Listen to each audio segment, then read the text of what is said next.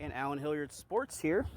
This is Allen Hilliard, and we are here with Coach Malbach. It is that time of year for fall softball season to start up, and you are nearly a week into practice. How's the team looking this year? Had several players graduate, so how's the overall team looking so far? We look pretty good. I'm excited about this season. We have 10 seniors on the roster, and we've got some up-and-coming players as well that will join us. We do return 7 of our starters, so we're sitting in good shape, I think, for the season. Okay, and then who are some of the key players that are coming back or moving up into that role this season, maybe from JV or players that played into the varsity level last year that are going to be leaders this season? Obviously, we've got Reagan and Riley Grassfinger, huge detriment to us in the infield and defensively.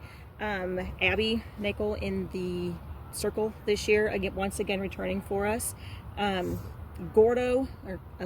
Gordon will start behind the plate for us this year.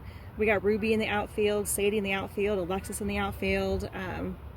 I put my outfield up against the top speed demons out. And what about some of the players that are maybe going to be, not necessarily start of the season or maybe not this year, but players that are going to be moving up that have potential that you've seen so far? Definitely right now, one to watch is going to be Kayla Calhoun. She's an incoming freshman. We expect to see her in the circle this year with the potential of her also getting some action behind the plate as well. She is sound defensively and also sound offensively. A new fresh arm on the field, a new fresh young arm with a lot of offense possibilities for her as well. All right, and then you mentioned about the outfield matching up. Of course, again in the COC this year. How's that schedule looking this season? I imagine it's very similar to last year, but from what you've seen from those teams, what they have coming back, how are things looking comparatively?